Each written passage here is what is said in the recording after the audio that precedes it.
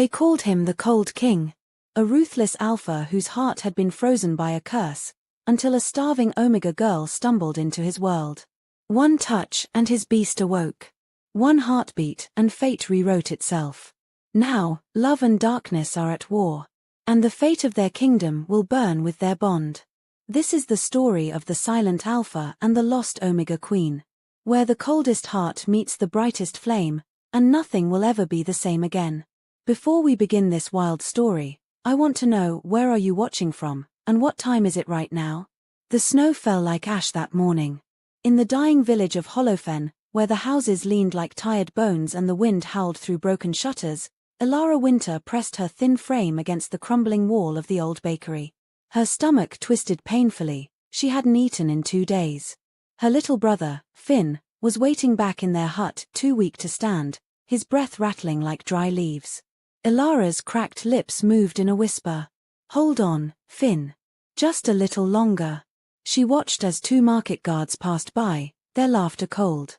One of them tossed away a half-eaten loaf of bread. It landed in the mud. Elara hesitated, then darted forward. Before she could grab it, a woman shouted, "Get away from there, Omega." The woman's son threw a stone. It hit Elara's arm. She bit back a cry. Omegas were the lowest in their world, weak, scent-marked by their blood, treated like dirt by alphas and betas alike. "I'm sorry," Elara murmured, backing away. She didn't fight. Fighting only made things worse. When they were gone, she picked up the bread anyway, brushed off the mud, and clutched it to her chest. The cold bit through her threadbare cloak as she hurried home. Their hut sat on the edge of the woods, the roof sagging from last winter's storms. Inside, Finn lay wrapped in a thin blanket, his face pale and sweat-damp. "Elara," he whispered, smiling weakly, "you found food." "Sure," she said softly. "Don't talk. Eat this." She tore the bread in half and handed it to him. He tried to refuse. "You eat, too." Elara shook her head. "You need it more." He chewed slowly, every bite sounding painful. When he slept, Elara knelt beside the dying fire and pulled from her pocket a small folded flyer. The ink was smudged, but she knew the words by heart. "The eclipse gathering open to all packs. A chance to petition the king himself."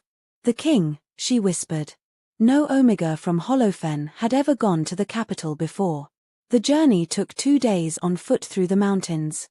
But Finn's fever was worse each morning, and the local healer had turned her away weeks ago. "Come back when you have coin," the woman had said coldly. "Or a life to trade." Elara had neither. But she had a plan. She'd saved 3 silver crescents, scraps from years of sewing clothes and cleaning boots.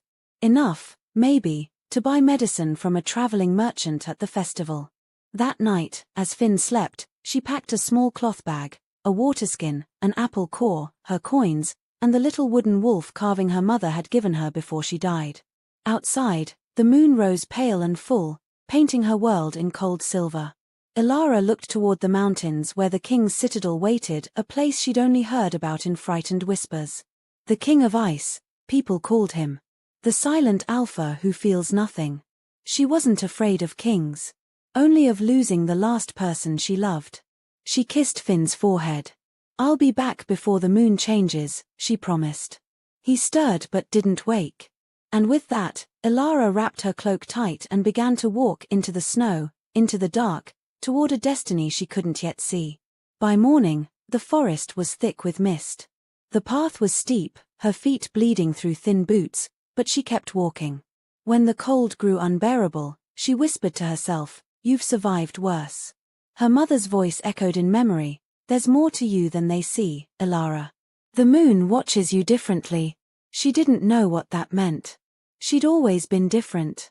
Her cuts healed faster, her bruises vanished overnight. It frightened the villagers, and sometimes her, too. By nightfall, she reached the ridge. From there, the capital gleamed below, the Frostspire citadel, a black mountain of iron and stone surrounded by walls taller than trees. Lanterns burned like tiny suns, and the sound of music floated up from the festival below. Her heart pounded. "I made it." She clutched the pouch of coins at her belt and started down the path toward the city gate. She didn't notice the tremor that ran through the earth as she crossed the border, or the faint, echoing growl that rolled from miles away, deep inside the castle.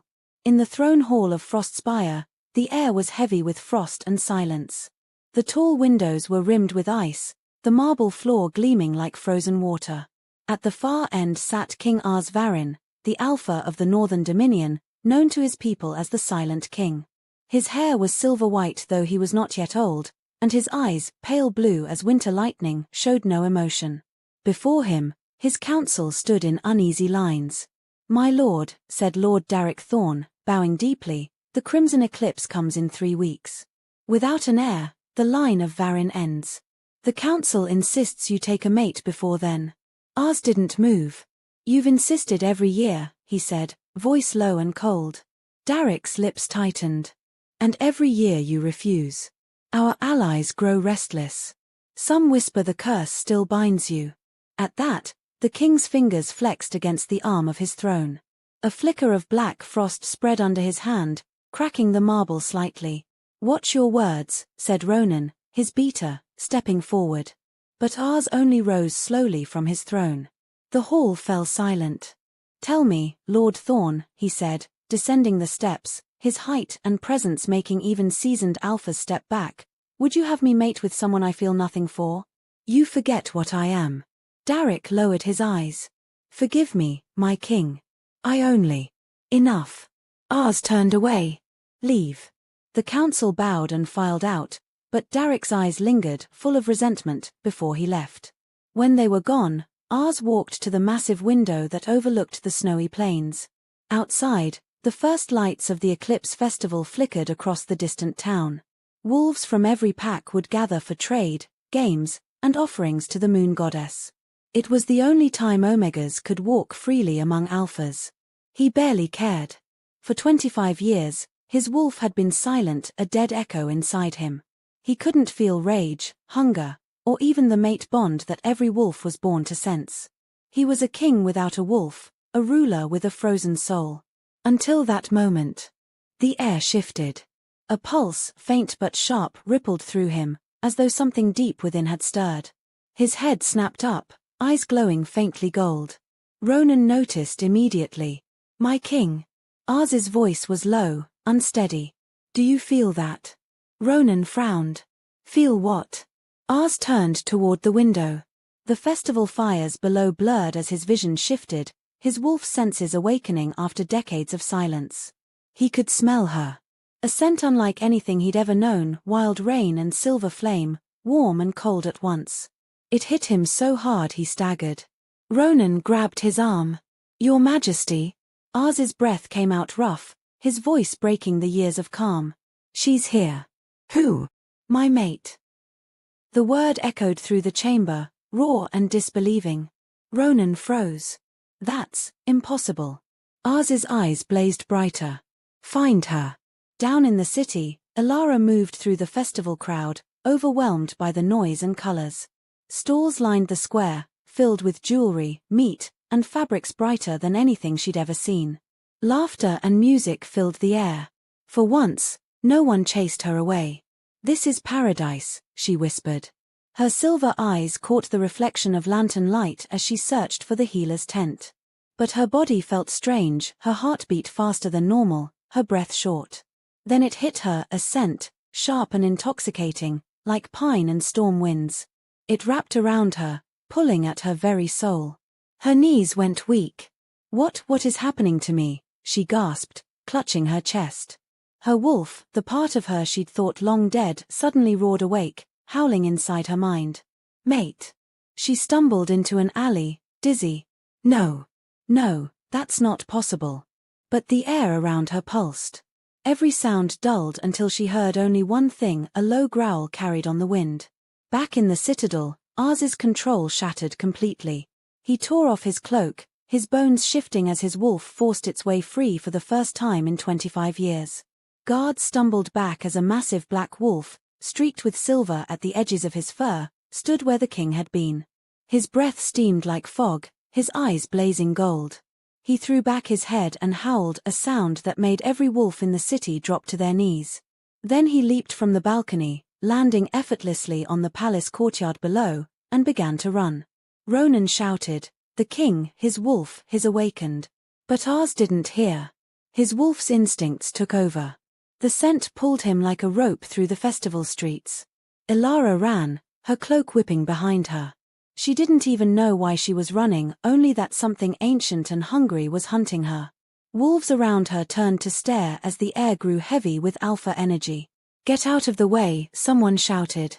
She stumbled into an alley and froze. The ground trembled. A shadow fell over her. From the darkness emerged a massive wolf, black as night, his fur glinting with threads of silver, his eyes burning gold. He was breathtaking. Terrifying. Beautiful. Every instinct in her screamed to drop to her knees, to bare her throat in submission. But her human heart rebelled. "No," she whispered. "I'm not yours." The wolf stopped inches from her, his breath misting in the cold. For a heartbeat, nothing moved. Then he shifted, bones twisting, fur receding, until a man stood before her. Ars Varin, the silent king. Tall. Broad-shouldered. Barefoot in the snow. His gaze locked on hers as though he'd found something he'd been searching for all his life. Ilara stumbled back. "Why Yuri?" "Mine," he said quietly, voice rough with disbelief and hunger. "You're mine." Her pulse raced. "You're mistaken. I don't belong to anyone." He took a step closer, and the air between them hummed. "You crossed my borders. You woke my wolf. Do you have any idea what that means?" "I didn't mean to wake anything," she said, trembling. "I just came for medicine." Ars's jaw tightened. "Medicine? For my brother? He's sick." Something flickered in his icy gaze, a crack of humanity. He exhaled, his breath visible in the night air. "What's your name?" "Ilara Winter." "Ilara," he repeated softly, as if testing how it felt on his tongue. "You've done something no one has in 25 years. "What did I do?" He looked at his hands, watching faint blue light ripple under his skin, the curse melting away. "You woke me." For a long moment, neither spoke. The snow fell between them, silent and endless. Ilara wanted to run, to scream, to pretend this wasn't happening. But something deep inside her, her wolf, purred at the sight of him, whispering mate again and again. "No," she whispered. "I can't. I won't." She turned to flee. Ars's voice followed her, quiet but filled with a dangerous promise. "You can run, little wolf," he said, "but you can't run from fate." And as she disappeared into the night, the Alpha King of Ice felt his heart beat for the first time in decades, steady, burning, alive. He looked toward the moon, where silver light shimmered through the clouds, and whispered, "The gods have a cruel sense of humor." The next morning, the city was alive with celebration. Drums pounded, flutes sang, and colored banners fluttered from every rooftop. But Ilara Winter didn't see any of it. She was hiding in the narrow back streets of Frostspire, her heart still racing from the night before. She'd met the Alpha King. Not just met him, he'd changed in front of her. His wolf had looked into her soul. Ilara sat behind an old tavern, pulling her torn cloak tighter. Her breath fogged in the cold air. The memory of his golden eyes burned behind her eyelids. "He said I woke him," she whispered. "But how? I'm nobody." She pressed her palm to her chest. Her heartbeat was strange, faster, stronger. Every breath carried a faint electric charge. When she looked at her fingers, she saw faint silver light pulsing beneath her skin. Her wolf stirred inside her again. "He's calling us." "No," she muttered. "He's the king. I'm not going near him." But destiny didn't care what she wanted. A bell rang somewhere in the distance, signaling the start of the eclipse procession, a grand parade where wolves from every pack marched through the streets toward the moon temple to make offerings. It was also where Ars Varin would appear before the people for the first time in months. Ilara covered her face with her hood and blended into the crowd. If she could make it to the healer's tent, she could buy medicine and leave before nightfall. That was all that mattered. But as the drums grew louder, the air shifted again. A pulse rolled through the crowd, raw alpha energy. The people dropped to their knees in reverence. And at the center of the procession, standing atop a black marble dais, was King Ars. He wore a long silver cloak that shimmered in the cold sunlight. His eyes, once dead and empty, now burned with quiet fire. The entire square went silent as he lifted his head and his gaze swept the crowd. Ilara's stomach twisted. He was looking for her. "Please don't see me," she prayed silently, ducking her head. But fate had already chosen. Their eyes met. It was only for a heartbeat, but it was enough. The sound of the crowd vanished. The world blurred. It felt like being pulled into a storm, her heart sinking to his like a second heartbeat. "Ilara," he whispered, though he couldn't possibly have known her location. Yet she heard him as if he stood beside her. Her knees buckled. The bond hit her like lightning. Her vision went white. People gasped as she collapsed to the ground, shaking. Arz's wolf roared in his mind, demanding he go to her. He moved before he could think, leaping down from the dais, ignoring the shocked cries of his guards. He crossed the square in seconds, the crowd parting before him like waves. "Ilara," he said, kneeling beside her. Her eyes fluttered open. Why do I feel like this?" "Because you're mine," he said hoarsely. "The bond's waking." "I'm not," her voice broke as the scent of him filled her lungs. "I don't belong to you." "You do," Arz growled softly, his hand trembling as he touched her face. "The bond doesn't lie." The crowd whispered. A common girl in rags, touching their king. Arz didn't care. His wolf was clawing to get out, desperate to protect her.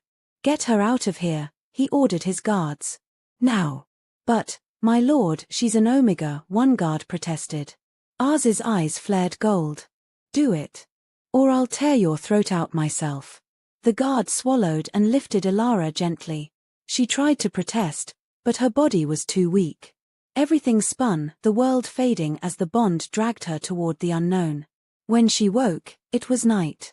She was lying in a warm bed covered with furs, the scent of pine and smoke filling the room.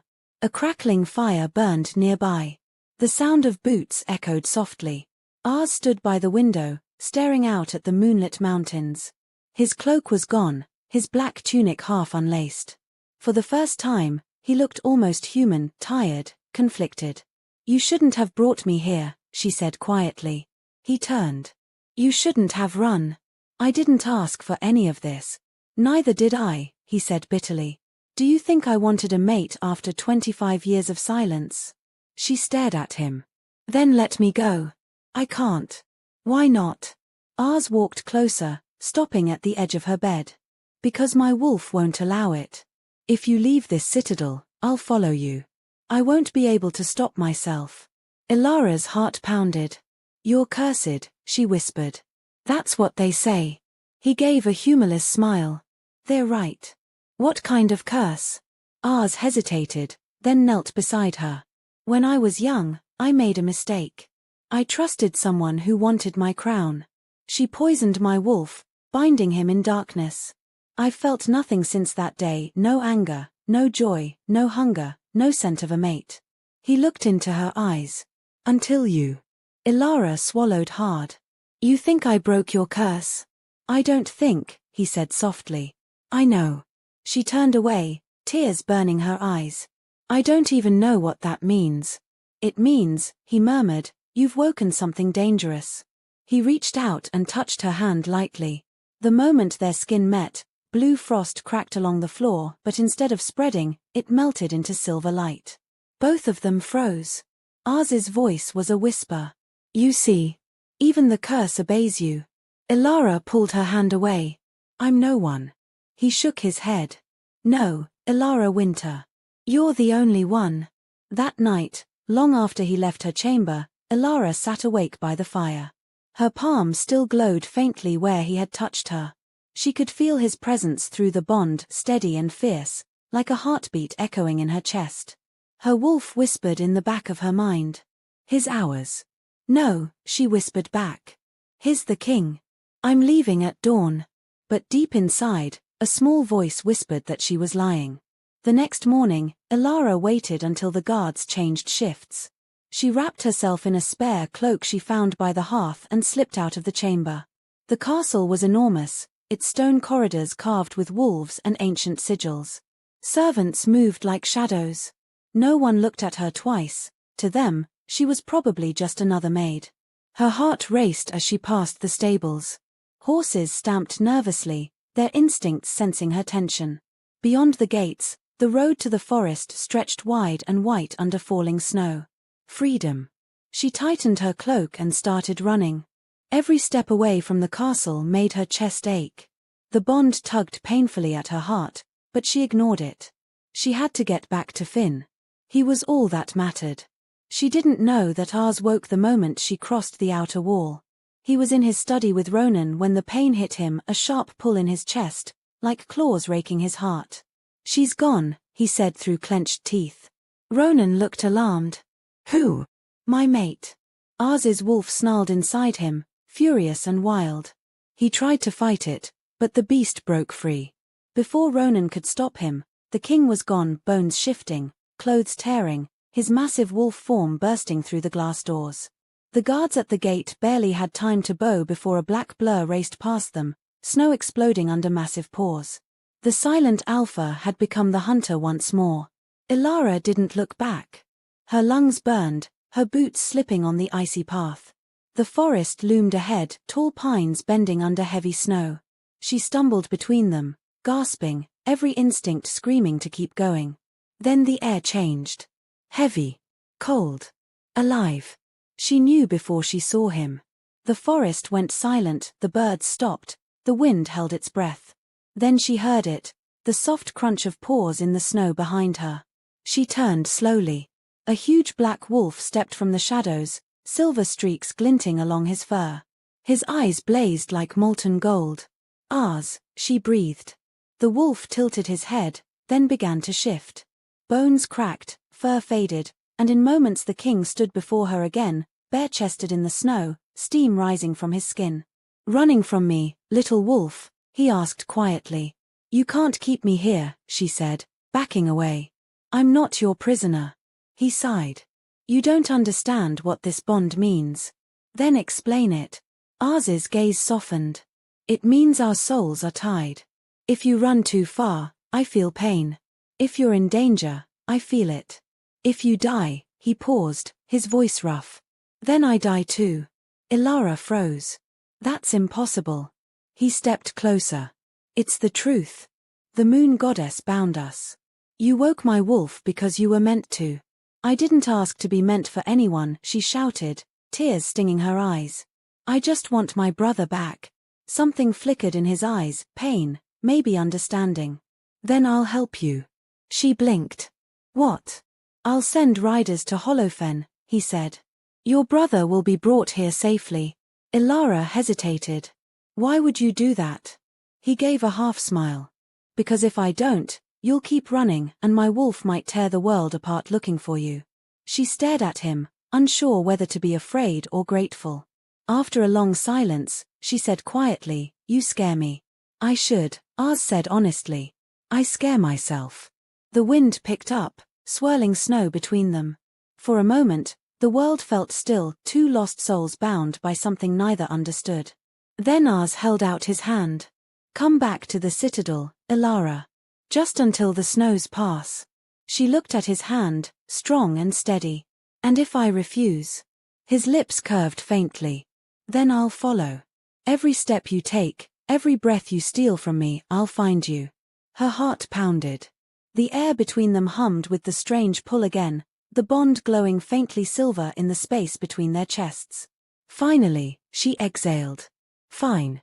Until the snows pass." He nodded. "That's all I ask." But as they began walking back toward the citadel, both of them knew it was a lie. Because some bonds aren't meant to be broken, and some destinies don't wait for permission. That night, back inside Frostspire, Ars stood on the balcony watching the moon rise. The curse was almost gone now, he could feel warmth spreading through his chest again for the first time in decades. Ronan joined him quietly. "You found her." "I did. She's just a girl. She's the reason I'm breathing." Ronan hesitated. "And if she's also the reason you fall?" Ars's jaw tightened. "Then I'll fall knowing what it feels like to live." In her chamber, Ilara sat by the fire, staring at her glowing palm. Every beat of her heart echoed with his. She whispered to herself, I should hate him. I should be afraid. But deep inside, her wolf only purred. His hours. Ilara closed her eyes, the pull between them growing stronger with every breath. And somewhere in the night, under the same moon, Ars whispered to the wind. Sleep, little wolf. Tomorrow, the bond begins. The next morning dawned grey and silent over Frostspire. The snow outside had turned to crystal sheets, reflecting the faint light of a cold sun. Inside the citadel, whispers travelled faster than the wind. The king had found a mate. An Omega. The rumour spread through servants, soldiers, and nobles until it reached every corner of the frozen city. When Ilara Winter opened her eyes, she already knew something had changed. The air around her pulsed with an energy that didn't belong to her. Her body felt heavy, her senses sharpened. She could feel him, Ars Varin, even though he was nowhere near her room. His presence was a low hum under her skin, a heartbeat that wasn't hers. She sat up, touching her chest. What are you doing to me? She whispered. A knock on the door startled her. A tall woman entered, wearing the silver and blue uniform of the royal attendants. His Majesty requests your presence in the throne hall, she said stiffly, refusing to meet Ilara's eyes. Ilara swallowed. Now? Yes. The council awaits. Her heart sank. She had a feeling it wasn't going to be pleasant. The attendant led her through corridors of carved ice and shadow. Everywhere she went, people stared. Some whispered. Others sneered.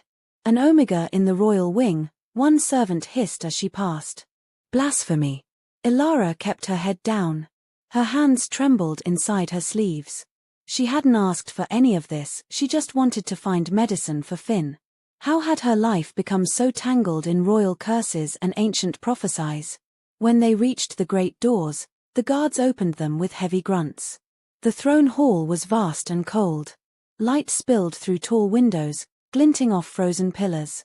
The council stood in a half-circle around the raised dais where Ars sat, his expression unreadable. At the sight of her, murmurs rippled through the room. Lord Darrick Thorne stepped forward, his sharp features twisted with disdain.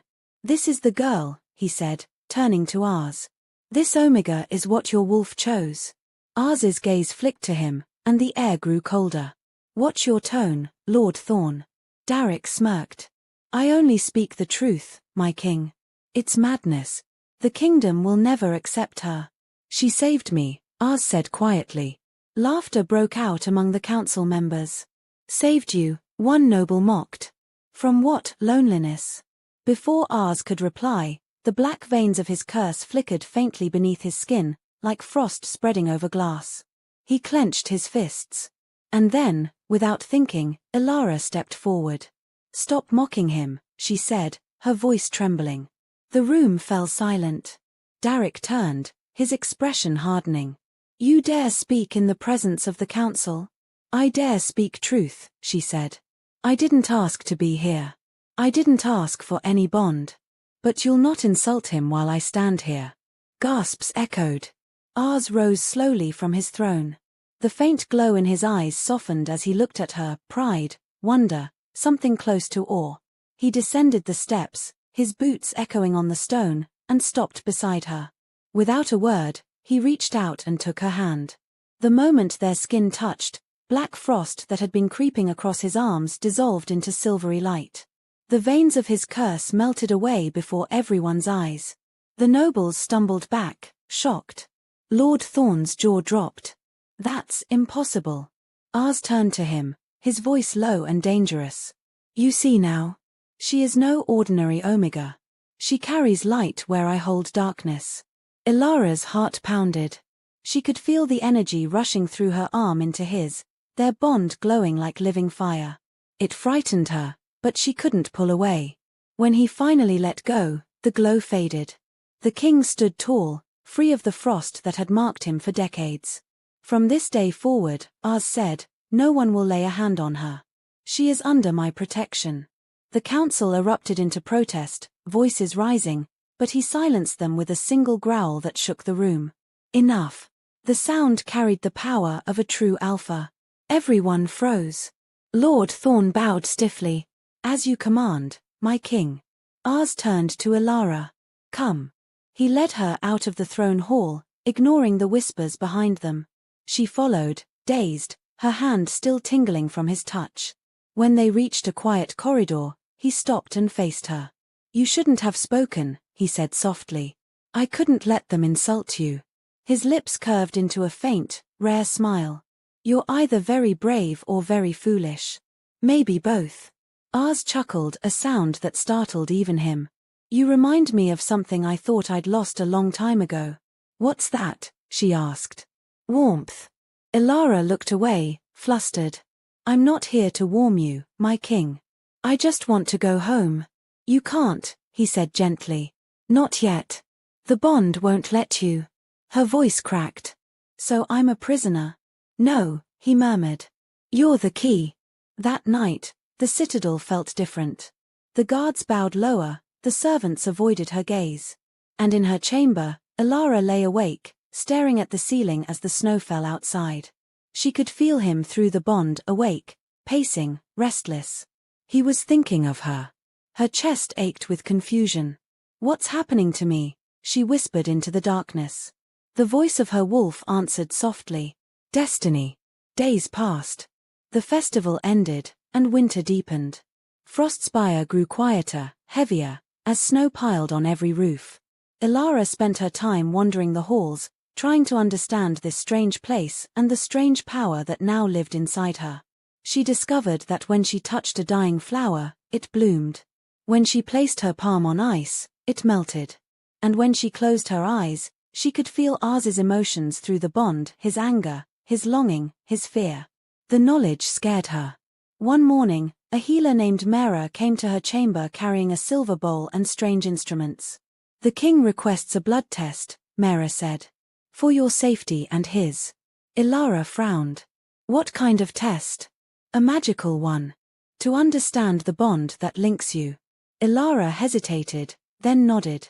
Mera pricked her finger and let a few drops fall into the silver bowl. The moment her blood touched the liquid, it glowed with blinding silver light. The healer gasped, stumbling back. By the goddess. What? Elara asked nervously. Mera's voice shook. Your blood, it bears the mark of the Lunara bloodline. It shouldn't exist. They were wiped out centuries ago. Elara stared. What does that mean? It means you carry divine blood, Mera whispered. The blood of those blessed by the moon goddess herself. The ones who could heal and destroy. Elara's heart pounded. No. That can't be true. But deep inside, something recognized the words. Later that day, she found Ars in the library, surrounded by old scrolls. He looked up as she entered. You sent the healer, she said quietly. I did. Why? Did you think I was some kind of experiment? I thought you might be the answer, he replied. To what? To why my curse broke when you touched me. He gestured to the scrolls on the table, old prophecies and myths. They speak of the silver flame, a line of wolves with blood gifted by the moon goddess. Their light was said to cure darkness, even curses born of shadow. Elara crossed her arms. You think I'm one of them? I know you are. She shook her head. I'm just an omega from a broken village. Then how do you explain this? He lifted his hand. Silver light flickered faintly beneath his skin, the same light that had passed from her into him. Since you arrived, I can feel again. I can breathe again. Elara stepped back. You don't understand. If my blood is cursed or blessed, it's dangerous. So am I, Ars said softly. Maybe we were meant to find each other because of that. Their eyes met, and for a moment, the world felt still. The fire crackled softly in the hearth. Then Ars broke the silence. The council will move against you. She blinked. Why? They fear what they can't control. And what they can't control, they destroy. Elara's stomach twisted. You think they'll kill me? They'll try. He moved closer, his voice low and protective. But they'll have to go through me first. That evening, Ars called a private meeting with his beater. Ronan frowned. You're putting yourself in danger for her. She's the reason I'm still alive, Ars said. I won't let them harm her. Ronan sighed. Then we must be careful. Thorn's men are already whispering rebellion. I'll handle Thorn. And the girl? Ars looked toward the door, where faint laughter echoed from the hall. Elara speaking to a servant child, her voice light and kind. His chest tightened. I don't know yet. That night, as snowstorms howled outside, Elara sat by her window, watching the flames dance. She thought about what the healer had said about divine blood and destiny. She pressed a hand to her chest and whispered, Moon Goddess, if you're real, why me? A soft light shimmered outside, glowing through the snow clouds. The moon itself seemed to answer, its silver rays falling across her face. In her mind, a gentle voice whispered, because the light must find the shadow before the dawn can rise. Elara gasped, clutching her heart. The glow faded, leaving her trembling. Far away, in his chamber, Ars jolted awake, his wolf pacing restlessly. He could feel her heartbeat through the bond, wild and radiant, filled with power. He looked out at the same moon and whispered, Who are you, Elara Winter? The next morning, the kingdom buzzed with new rumors. Some said the king's curse was gone. Others said he had taken a witch as his mate. In the marketplace, an old seer muttered a warning to a group of travelers. The silver flame has returned, and when she shines, the darkness will awaken to snuff her out. The blizzard had passed, but the air around Frostspire still carried a strange heaviness. The wind whispered warnings through the towers as though the stones themselves feared what was coming. Elara Winter didn't know it yet, but her presence had split the kingdom in two. Half the court saw her as a miracle. The other half wanted her dead. She was walking through the glass corridors with a tray of herbs when she overheard the whispers again. She bewitched the king, one maid said. No Omega should have that kind of power. I heard her blood glows, another whispered. That's not natural. Elara's steps slowed. Her throat tightened, but she kept her head down and kept walking. No matter how kind she tried to be, they'd already decided what she was, an intruder, a curse wearing a pretty face. When she entered the royal greenhouse, the air grew warmer. Flowers bloomed under crystal domes, colors vivid against the snow outside. She breathed deeply. This was the only place that felt peaceful. Beautiful, aren't they? A voice said behind her. Elara turned quickly. It was Ars Varin, the king himself, leaning against the doorway, his silver cloak catching the sunlight. His eyes held a rare softness when he looked at her. They're alive because of you, he said. The frost hasn't touched them since you arrived. She blushed slightly. I just helped them grow. He stepped closer. You do that a lot. What do you mean? Bring things back to life. Elara looked away. I'm not magic, my king. I think you are. His words sent a shiver down her spine. Before she could reply, a messenger burst into the greenhouse, panting. My king, there's been an attack. Ars's entire demeanor changed. The warmth vanished from his face, replaced by cold steel. Where? The East Wing. 2 guards dead. He was already moving, his aura flaring with alpha energy so strong the air vibrated. Stay here, he ordered Elara. But she shook her head. No. You'll need help. This isn't your fight. It became my fight the moment I woke your curse. Ars hesitated only a moment before nodding. Stay behind me. They ran through the corridors, the scent of smoke and blood growing stronger. When they reached the East Wing, chaos had already erupted. The doors were shattered, the guards sprawled lifeless on the floor. Ars's eyes flashed gold. Assassins. From the shadows, black-cloaked figures leapt forward, blades flashing. Ars shifted mid-motion, bones snapping, fur bursting from his skin. The shadow wolf returned, massive, black as night, power rippling from his body. He tore through the assassins with terrifying precision.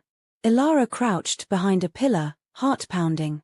But then she saw one assassin crawling toward Ars with a silver-tipped dagger raised high. Behind you, she screamed. Before Ars could turn, the blade struck not him, but her. She'd thrown herself between them. The dagger sank deep into her shoulder. Elara. His voice thundered through the hall as he shifted back, catching her before she hit the ground. Blood soaked her cloak. Her vision blurred. I'm sorry, she whispered. I didn't want him to. Don't talk, he growled. Stay with me. He pressed his hand against the wound, but something strange happened. Instead of bleeding out, the silver veins of light beneath her skin began to glow. The wound sealed itself, and a wave of power surged from her body, slamming every assassin into the walls. Ars could only stare. The hall went silent except for the crackle of dying torches. Ilara blinked, dazed. The wound was gone. What just happened? She gasped. You unleashed it, Ars said in awe. Your true power. He rose slowly, pulling her to her feet. The assassins lay unconscious, their blades melted into puddles of silver. The air around her shimmered like starlight. But the victory was short-lived. From the shadows, Lord Darrick Thorne stepped forward, his expression twisted with rage. So it's true, he spat. She's a witch. Ars snarled. Watch your tongue. She killed my men. They tried to kill her. They were loyal soldiers of Frostspire. Thorne's voice echoed through the hall. And you've fallen under her spell. Before Ars could reply, Thorne pointed toward Ilara. If you let her stay, you'll doom us all. Ars's power surged, shaking the walls. Enough, he roared. One more word, and I'll end you where you stand. The councilman froze, trembling under the weight of the Alpha's fury. She stays, Ars declared. Anyone who touches her dies. He turned and led Ilara away. The moment they disappeared down the corridor, Thorne's face hardened with hatred. Then she will die, he whispered to himself. Even if I must spill the king's blood to make it happen. Later that night, Ilara sat by the fire in her room, her shoulder throbbing faintly. The events of the day replayed in her mind like a nightmare. Every time she closed her eyes, she saw the flash of the dagger, the faces of the assassins, the look in Ars's eyes when he thought he'd lost her. She touched the spot where she'd been stabbed. Smooth skin. No scar. A knock sounded at the door. Ars entered, still in his battle clothes, his eyes shadowed.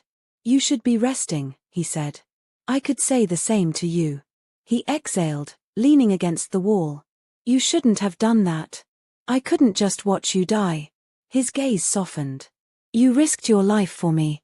I told you before I didn't ask for this bond. But it's there. I feel your pain. If you die, I think part of me dies too.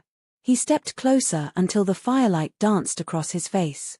And if you die, I'll burn this world to ash. For a moment, silence hung between them, heavy and charged. Then he reached for her hand. Thank you, he said quietly. Ilara shook her head. Don't thank me yet. The council won't stop. They'll try again. Let them. His voice turned dangerous. Next time, I'll be ready. Outside the citadel, in the darkness beyond the mountains, something stirred. The snow rippled, and a low growl rumbled from beneath the earth. Far below Frostspire, a pair of crimson eyes opened for the first time in 1,000 years. The shadow had awakened. The following days passed in uneasy calm. The attack had left the citadel on edge. Guards doubled their patrols, and every night Ars prowled the corridors in his wolf form, watching, protecting. Ilara, however, struggled with what she'd seen, what she'd done. Her power frightened her. Each time she remembered the blinding silver light that burst from her body, her hands trembled. She'd spent her life trying to be invisible. Now she glowed like a star. That morning, she went to the training courtyard, hoping the cold air would clear her thoughts. Soldiers were practicing combat drills, swords clashing, snow scattering under their boots. Ronan, Ars's beater, spotted her from across the yard. He wiped sweat from his brow and approached. "Milady," he said, bowing slightly. "Don't call me that," she said quickly. "I'm not a lady." He smiled faintly. "You are now. Whether you like it or not." She sighed. "Do they all hate me, Ronan?" He hesitated. "They fear you. There's a difference. I don't want to be feared." "Then show them who you are," he said simply. "You saved their king. You deserve respect." She nodded, though she wasn't sure she believed it. Inside the citadel, Ars stood before a mirror, studying his reflection. The dark frost that once crawled along his skin was gone. He felt lighter, stronger, alive. Yet something inside him burned constantly, a hunger he couldn't control. Every time he closed his eyes, he saw Ilara. Her scent. Her voice. Her touch. The bond between them had grown so strong it pulsed like a heartbeat. He clenched his fists, growling softly. "Control it," he muttered. But his wolf laughed inside him. "You can't control destiny." He left his chamber and found her outside, watching the soldiers train. She turned when she sensed him, because she always sensed him. "You're supposed to be resting," she said. "I can't rest." "Why not?"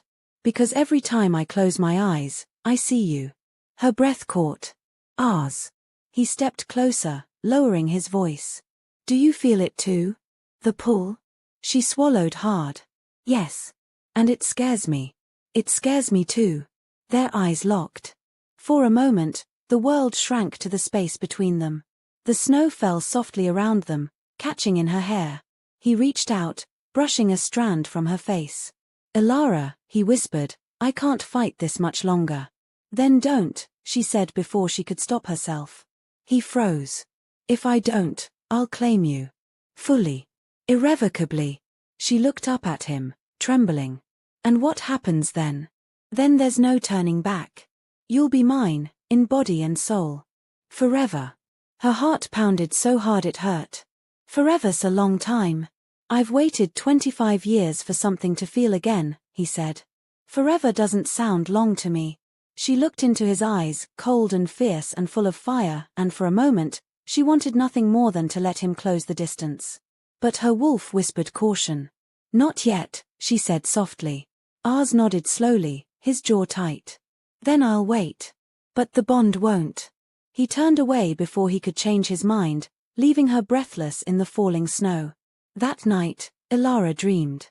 She stood on a silver plain beneath a bleeding moon. Shadows moved on the horizon, whispering her name. When she looked down, her hands glowed bright enough to blind her. A voice spoke in her mind, deep, ancient, terrible. "Little flame, you burn too brightly. When the light awakens, the shadow rises to consume it." She gasped and woke, drenched in sweat. Outside, thunder rumbled though the sky was clear. And in the deepest chamber of the citadel, Lord Thorn stood before a mirror of obsidian, whispering dark words. The glass rippled, and a shape formed within it, a monstrous wolf made of darkness, eyes like coals. "The Void Alpha." Thorn bowed. "I have found her, my lord. The girl of light." The creature's voice echoed like 1,000 whispers. "Then the time has come.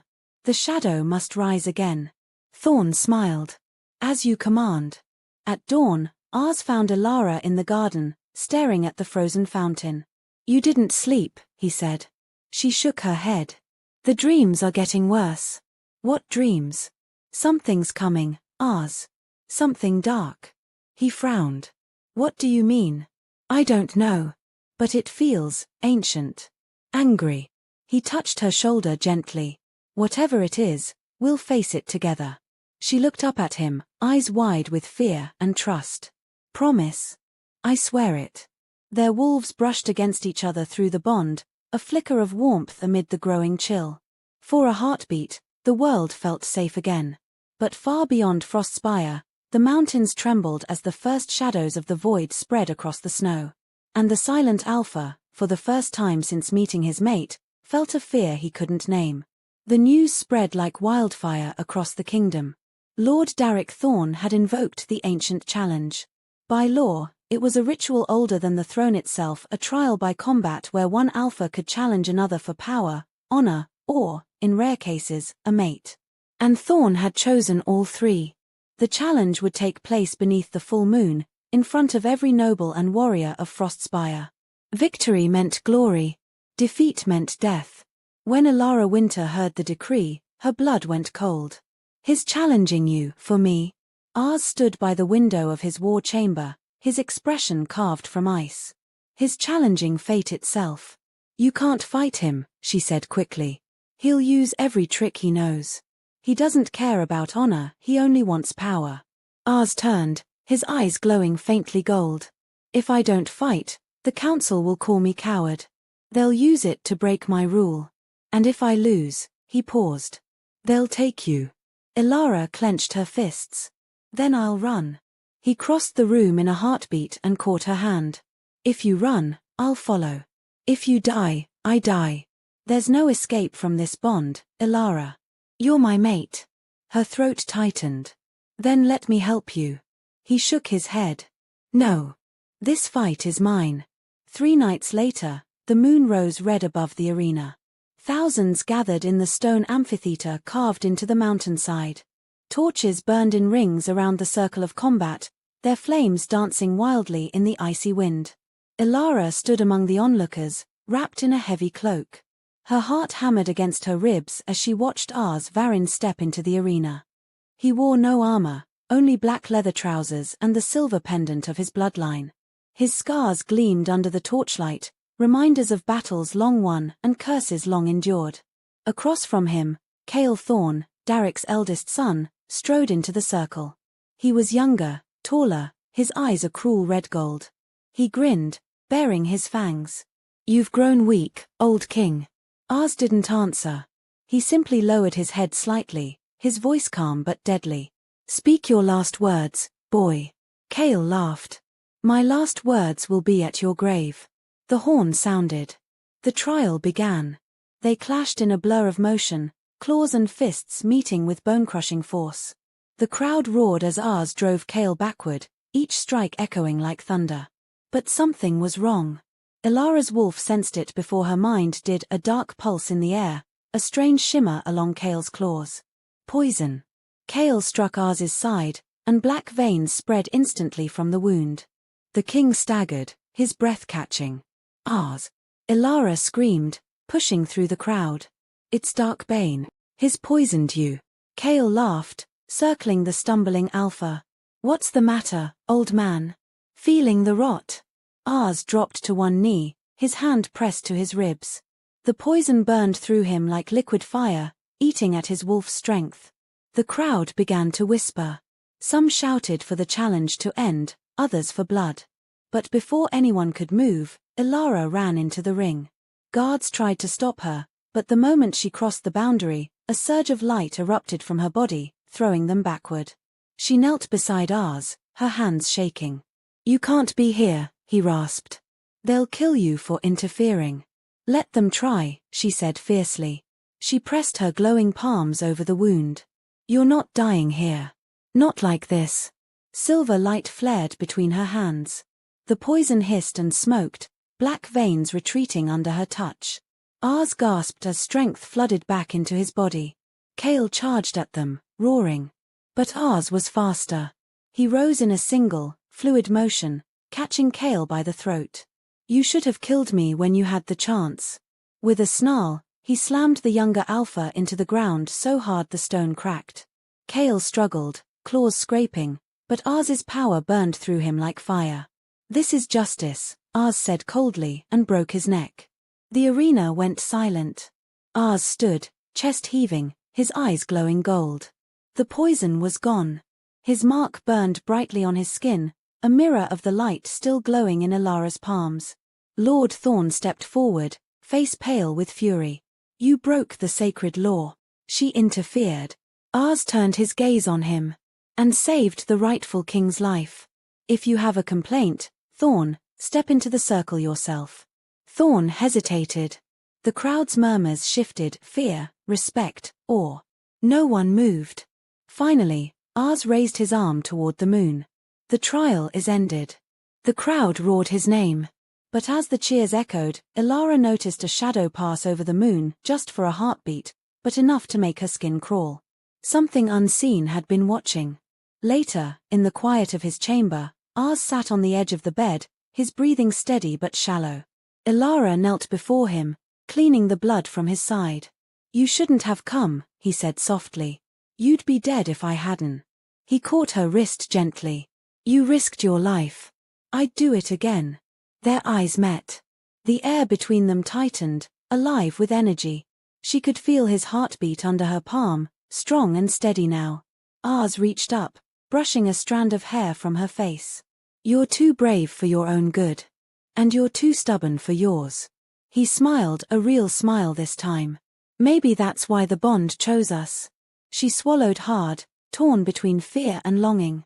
Ars, when I healed you, I felt something. Like part of my soul went into yours. It did, he said quietly. That's what the bond does. Her chest tightened. Then we're bound forever. Until death and maybe after. He leaned closer. For a moment, their breath mingled, the bond pulsing like living light. But before their lips could meet, a knock shattered the silence. Ronan entered, looking grim. My king, the moon priests request your presence. They say the eclipse is beginning early. Ars stood at once. That's impossible. Ronan shook his head. The light is fading, sire. The sky bleeds red. Ilara felt a chill run through her bones. Something is coming. The priest's temple sat on the highest terrace of Frostspire, where the wind screamed like ghosts through open arches. The moment Ars and Ilara arrived, the ground trembled beneath their feet. The moon hung low, swollen and crimson. Shadows rippled across its surface like waves of smoke. The high priestess turned to Ars, her face pale. My king, this is no ordinary eclipse. The heavens themselves are warning us. What are you saying? Ars demanded. The old seals are breaking, she whispered. The creature bound beneath the mountains stirs again. The void alpha. Ilara's heart stopped. The shadow I saw in my dreams. The priestess looked at her sharply. You've seen him? Yes. He spoke to me. The woman's voice trembled. Then the prophecy is true. The silver flame and the shadow wolf are bound again, light and darkness reborn. Ars frowned. Prophecy? The priestess recited softly. When the cursed king finds his light, the moon will bleed red. The flame of the goddess shall awaken, and with her rise the shadow of the end. Ilara's blood ran cold. You mean because I healed you? I awakened him? The priestess nodded sadly. Your bond restored balance, but balance demands both sides. Your light calls his darkness. Ars's hands curled into fists. Then we'll destroy him. No, said the priestess. Only the silver flame can. But she will pay a terrible price. Ilara stepped back. What kind of price? Her life. The silence that followed felt like the world had stopped breathing. Ars's voice was ice. No.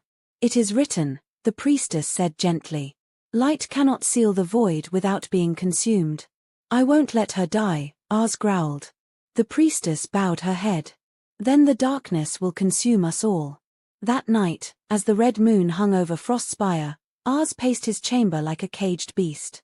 Ilara stood by the window, staring out at the bleeding sky. You heard what she said, she murmured.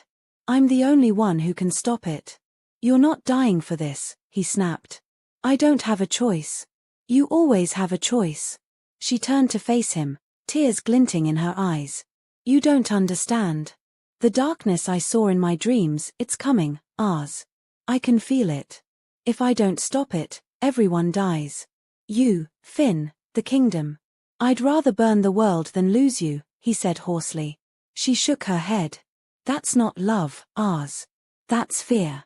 He stepped closer, gripping her shoulders. You think I'm afraid of death? I've lived in darkness for 25 years. But you, his voice broke. You're the first light I've ever known. Ilara touched his face, her palm glowing faintly. Then trust me to protect it. Ars closed his eyes, torn between rage and despair. If the bond kills you, I'll follow you into death. Then live, she whispered. For both of us. The bells of the citadel rang. Outside, the sky split with crimson lightning. The mountain roared. Stone shattered as cracks spread across the land, and a monstrous howl rose from beneath the earth. From the fissures poured black mist, twisting and merging until a colossal wolf formed, its eyes burning red, its body made of shadow. The void alpha had returned. Ars burst onto the balcony, his power flaring. Ronan, rally the wolves. Sound the horns. The entire kingdom erupted into chaos. Soldiers and shifters poured into the streets as the creature's roar shook the city. The moonlight dimmed until only the silver glow from Ilara's body cut through the darkness. She turned to Ars, tears streaking her cheeks. It's time. He grabbed her hand. No. I'm coming with you. You can't. This is between light and shadow. I'm both, he said fiercely. And I'll never let you face it alone. For a heartbeat, neither spoke. Then she smiled faintly. Then hold on to me. They climbed to the highest tower of Frostspire. The wind howled, carrying ash and sparks. Below them, the void alpha rose higher, its form blotting out the sky. Ilara's silver light flared brighter, swirling around her like wings. Arz's wolf growled within him, fighting to break free. She looked at him one last time. If I fall, you won't. But if I do, she whispered, remember that love isn't weakness. It's what makes us more than beasts. Then she kissed him. The bond exploded in a rush of light and heat, their souls merging completely. Arz's eyes turned silver-black, her power flowing through him like fire. Together, they leapt from the tower into the storm. The battle that followed would be remembered for generations. The Silver Queen and the Shadow King, united in fury and light, faced the creature of the void on the burning plains below Frostspire. Every strike of their power shook the earth. Shadow met flame, darkness met moonlight. The void alpha roared, its voice filled with hatred. You cannot destroy what you are bound to. Ilara's voice answered, clear and strong, then I will become both. She raised her arms, and silver fire erupted from her body, engulfing the beast. Arz howled beside her, channeling her power through his own. The light tore through the void, shredding it piece by piece until nothing but ashes and silence remained. Then, as the final burst of light faded, Ilara collapsed in Arz's arms. Her glow dimmed, her heartbeat slowing. It's over, she whispered. Stay with me, he begged. Please. She smiled weakly. You were my fate, Arz. My curse. My salvation. Her eyes closed, and the light went out. Arz screamed, his voice echoing through the mountains, shaking the heavens themselves. And for a moment, even the moon wept. When the dawn came, the shadows were gone. The world was quiet again. Arz knelt in the snow, cradling her still form, tears frozen on his cheeks. Then, as the first ray of sunlight touched her skin, her mark flared one last time, silver and bright. Her chest rose with a trembling breath. Arz froze, hardly daring to believe. Ilara? Her eyes fluttered open. Told you. I don't break easily. He laughed, broken, relieved, alive, and pulled her into his arms as the new sun rose over a world reborn. The sun had barely risen over Frostspire when the tremors began again. At first, they were small, a shudder underfoot, a vibration in the glass windows. But as the hours passed, the shaking grew worse. Walls groaned, icicles shattered, and the air filled with the taste of iron and ash. Down in the great hall, Arz Varin, the once cursed Alpha King, stood with his captains, his expression a mask of calm fury. Behind him, banners fluttered in the draught, torn by the violent winds sweeping in from the mountains. It's him, Ilara Winter said softly from beside him, her silver eyes glowing faintly in the half-light. The creature isn't dead. Arz turned to her. You destroyed him, Ilara. I saw it. She shook her head. No. I destroyed his body. But his essence, his hatred, still lingers in the dark. Ronan, Arz's beater, slammed his fist against the table. Then where is he now? Ilara looked toward the window, where the morning sky was already darkening. Everywhere. In the shadows. In the fear of men. He's feeding on the chaos we left behind. The hall fell silent. Arz's jaw tightened. Then we'll hunt him again. We'll finish it. Ilara shook her head. You can't kill something born of nothing. The Void Alpha isn't just a beast, he's the darkness inside every soul. He'll rise again and again until someone seals him completely. And who can do that? Ronan asked. Her gaze met Arz's. The one who lit the flame and the one who carried the shadow. Us. That night, the council gathered, faces grim and voices trembling. The nobles whispered prayers to the moon goddess, fearing what was coming. But Lord Darrick Thorne, though humbled by his earlier defeat, stood once more not as a challenger, but as a man desperate to survive. My king, he said, his voice shaking, the people are afraid. The land is breaking, the rivers are turning black. They say the moon bleeds again. Arz leaned forward. Then we prepare. We unite the packs. Thorne frowned. You think they will follow an Omega Queen? Ilara's voice was calm, but every syllable burned with quiet power.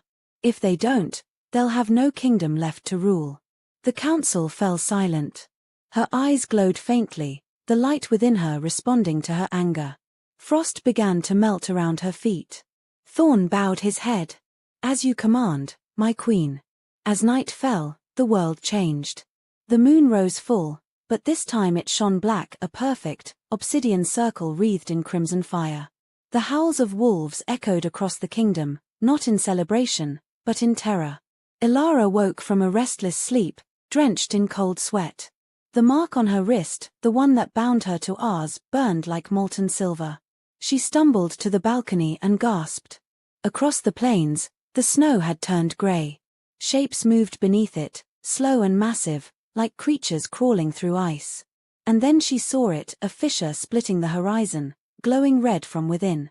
A whisper brushed her ear, soft and cruel. You thought you could end me, Silver Flame? Her breath caught. No. The voice laughed, 1,000 voices, layered and hollow. You cannot destroy what gives you power. You and I are bound, just as you are bound to your wolf. Ilara.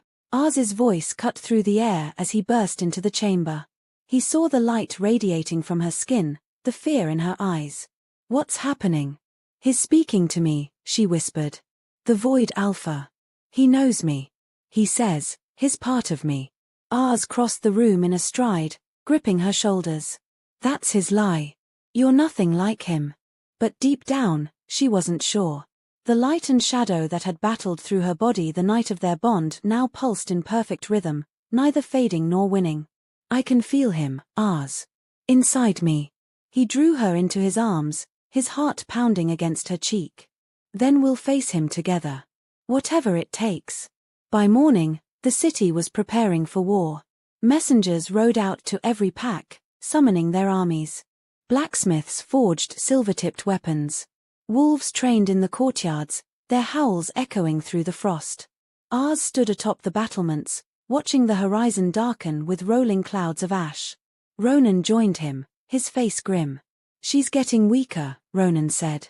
Every time she uses that light, it drains her. I know. And yet you let her lead this fight. Ars turned, his gaze sharp. I don't let her do anything. She's stronger than any of us. The moon chose her, not me. Ronan looked down. Then may the goddess protect her, because none of us can. Inside the temple, Ilara stood before the moon altar, the sacred crystal that once sealed the first Void Alpha centuries ago. Its light was dim now, flickering like a dying candle. She placed her hands upon it, and the crystal flared to life, casting silver beams across the chamber. A vision filled her mind, wolves of light standing in a circle, their bodies glowing, chanting in an ancient tongue. At the center was a woman, her face identical to Ilara's, holding the same mark on her wrist. The voice of the past whispered through her thoughts. 13 flames bound the shadow once. 13 must rise again. When the vision faded, she turned to Ars, who had followed her inside. We can't do this alone, she said. We need the others. Others? The bloodline didn't end with me. There are others, wolves born with fragments of the same light. We have to find them before the void does. Ars nodded. Then we ride tonight. That evening, under a bruised sky, Ars and Ilara left Frostspire with a small band of warriors. They rode through the frozen forests, through valleys where the stars themselves seemed to watch in silence. By dawn, they reached the ruins of an old monastery, buried beneath ice. The entrance glowed faintly, as if it had been waiting for them. Inside, they found 13 stones arranged in a circle. On each stone was carved the same symbol that marked Ilara's wrist, the crest of the silver flame. As they approached, faint figures began to appear, wolves of silver mist, their eyes calm and knowing. Ars reached for his sword, but Ilara stopped him. They're not enemies. They're memories. One of the ghostly wolves spoke, its voice echoing like wind through mountains. You carry our blood, child. You are the last flame.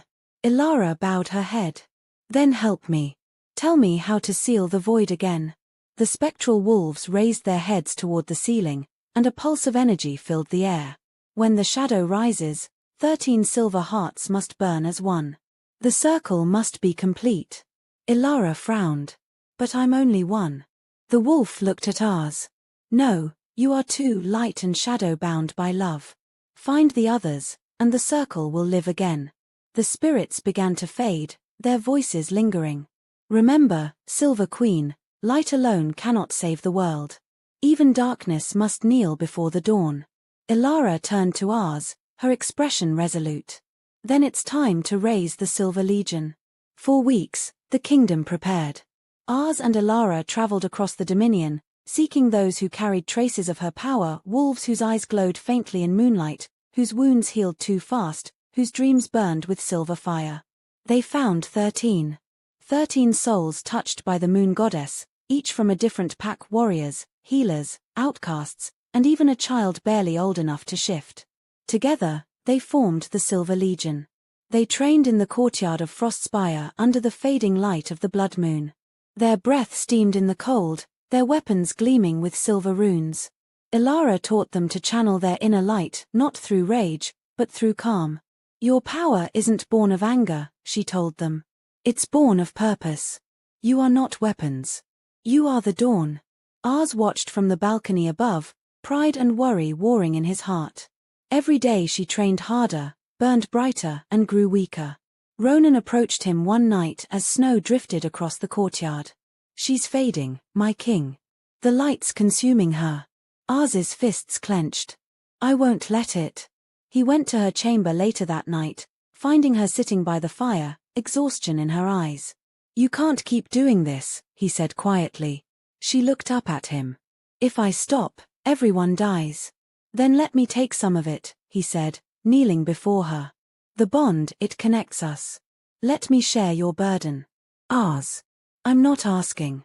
He took her hands, closing his eyes. The silver light between them brightened, threads of energy flowing from her body into his. Ars winced as pain seared through him, but he didn't let go. When it was over, she slumped against him, her breathing steady again. He brushed his fingers through her hair. If I could carry it all for you, I would. I know, she whispered. But we were chosen to carry it together. By the time the next full moon rose, the void had fully awakened. The horizon was black. The stars vanished behind clouds of ash. Wolves turned against their own packs, corrupted by the shadow's whisper.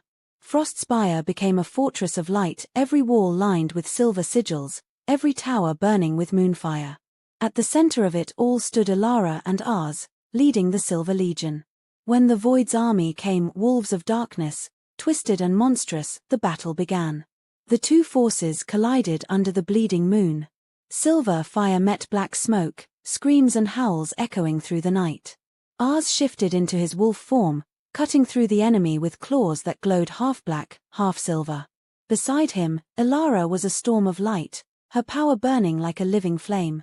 The bond between them pulsed with every strike, each heartbeat synchronized, each breath shared. Hold the line, Ars roared.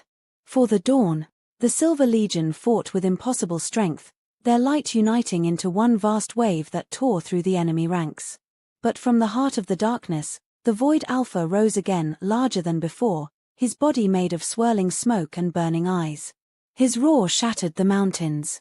Ilara's light flickered as she stared up at him. This is it, she said softly. Ars shifted back into human form, blood streaking his skin. Then let's finish it. She turned to her legion. Form the circle. The 13 silver-blooded wolves surrounded the creature, their light joining into a ring of fire. Ilara and Ars stood at the center, their bond blazing like a star. The Void Alpha laughed, its voice shaking the air. You cannot kill what you are made from. Ilara lifted her hands, tears streaking her cheeks. Maybe not. But I can burn brighter.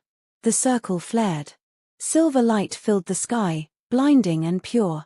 The Void Alpha shrieked as his shadow body dissolved, his scream echoing across the heavens. Ars felt her power pouring out of her, too much, too fast. Ilara, stop. You'll kill yourself. She looked at him through the light, smiling softly. If this is the price for peace, then I'll pay it. She pressed her hand to his chest. When the light fades, promise me you'll keep the dawn alive. Then she closed her eyes. The world exploded in white. When the light died, silence fell. The enemy was gone. The sky was clear for the first time in years. The moon shone silver once more. Ars stood in the snow, holding Alara's still body in his arms. He whispered her name, over and over. But she didn't move. The Silver Legion knelt around them, their tears glowing faintly like stars. And then, as the first rays of sunlight touched her skin, Alara's mark blazed once more brighter than ever before. Her eyes fluttered open. "I told you," she said weakly, "you can't get rid of me that easily." Ars let out a broken laugh, pressing his forehead to hers. "Welcome back, my queen." Above them, the sky turned gold. The dawn had come at last. The night sky bled with light and smoke. The ruins of Frostspire glimmered under the crimson moon as wolves howled in pain and fury across the battlefield. Fire and silver light clashed against shadow and black flame. The final war had begun. Ars Varin, the Shadow Alpha King, stood on the highest ridge, his once black armor now cracked and glowing with veins of silver from the power Alara had shared with him. His claws dripped with dark blood, his breath sharp clouds in the freezing air. The ground beneath him trembled with the heartbeat of the world itself. Below, the Silver Legion fought like angels of vengeance, 13 warriors bound by light, moving as one body, their silver fire cutting through the endless sea of corrupted wolves. For every dark creature that fell, another seemed to rise, the earth birthing horrors faster than they could be destroyed. The void would not go quietly, and at the heart of the chaos stood Alara Winter, glowing brighter than the moon, her silver hair whipping in the storm. Every pulse of her power sent waves of light across the plain, burning back the shadows that tried to swallow them whole. Her voice carried through the wind as she shouted orders to her warriors. "Hold the line. The circle must stay unbroken."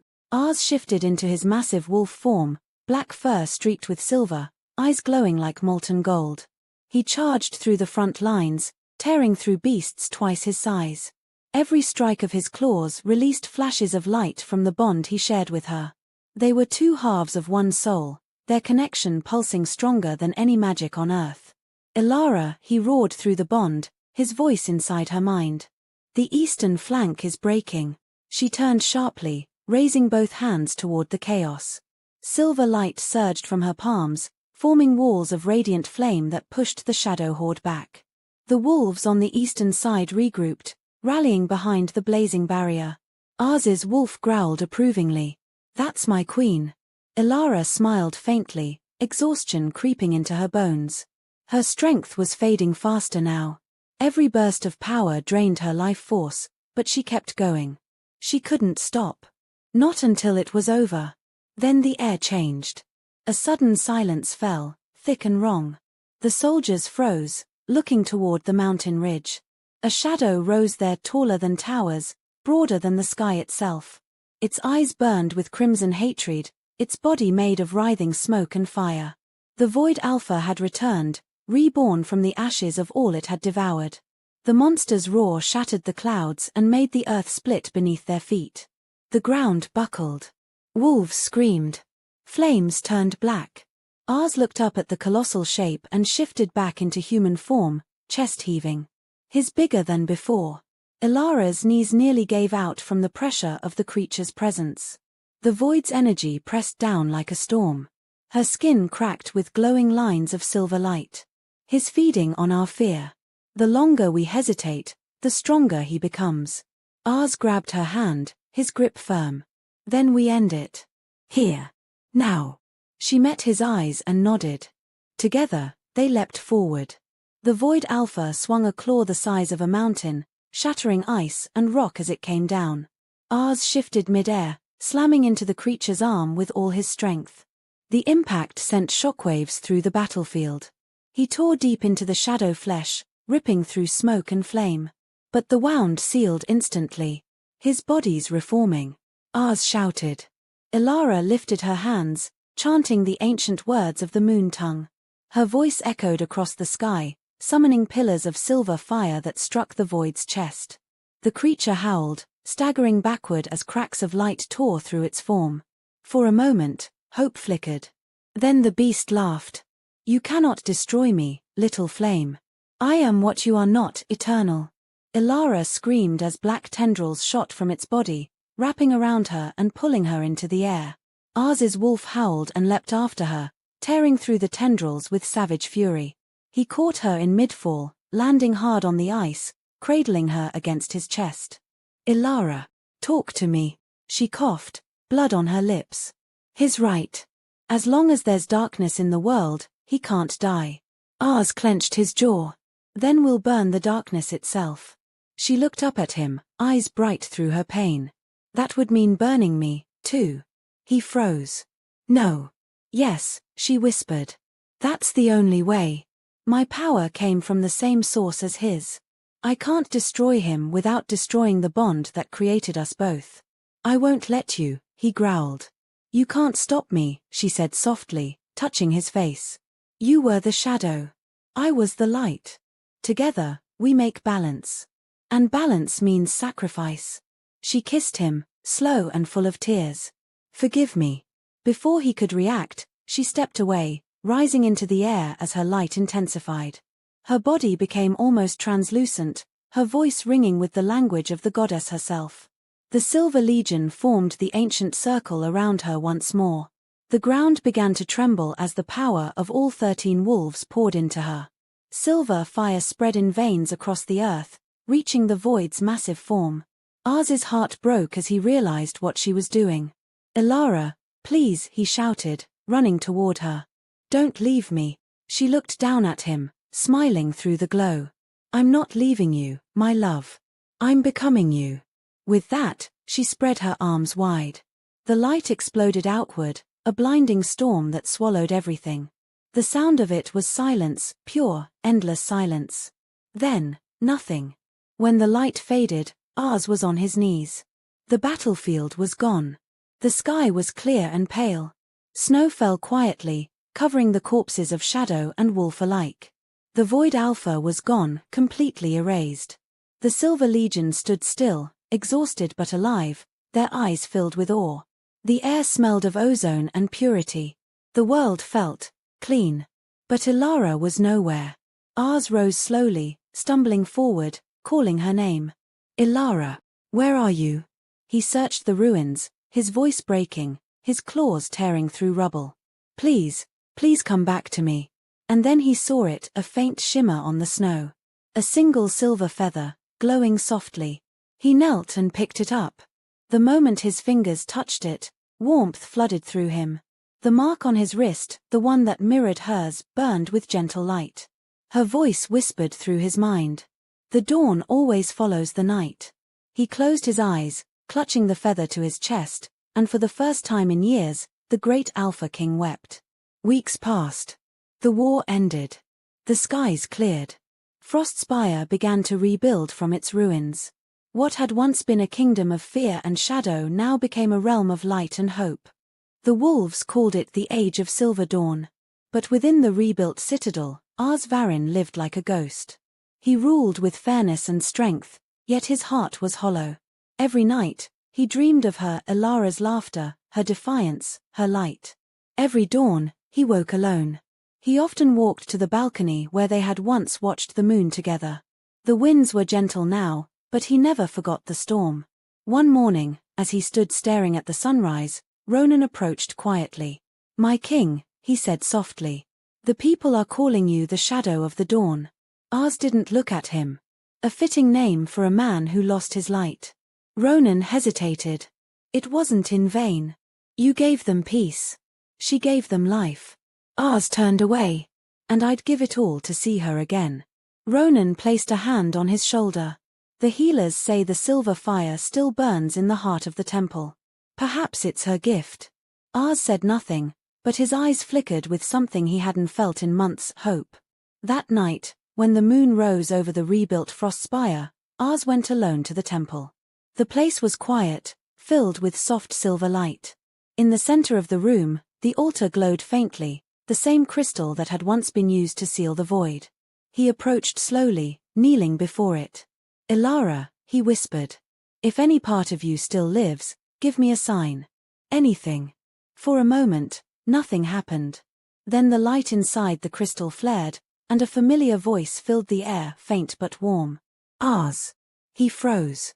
Ilara. The light grew stronger, and from within it, a shape began to form, a woman of silver mist, radiant and soft. Her hair shimmered like moonlight, her eyes full of love and sorrow. Am I dreaming? He whispered. She smiled. No, my king. You're finally awake. He stepped closer, trembling. I thought I lost you. You did, she said gently. But only in one form. I'm still here, in the light, in the dawn, in every breath the world takes. He shook his head. That's not enough. I need you. You already have me, she said, touching his chest with her glowing hand. Here. You carry my light now. That's why the darkness hasn't returned. He looked down, tears burning his eyes. How can I live without you?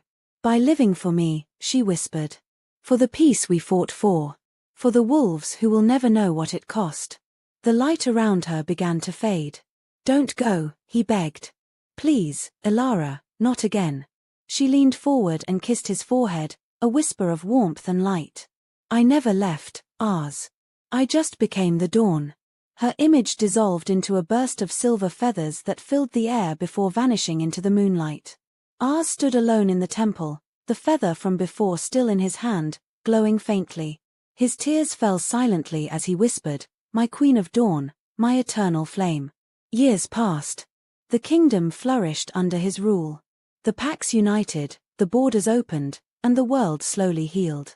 Frostspire became a beacon of hope and balance, a place where darkness and light coexisted in harmony.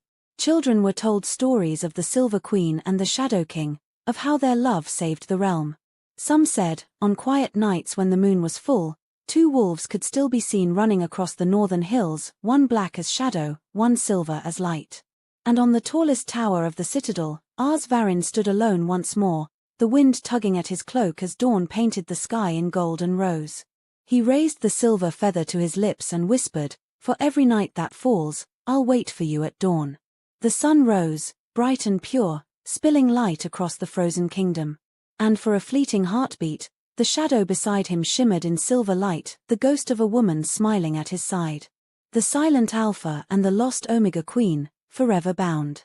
Light and darkness. Love and fate. The end, and the beginning.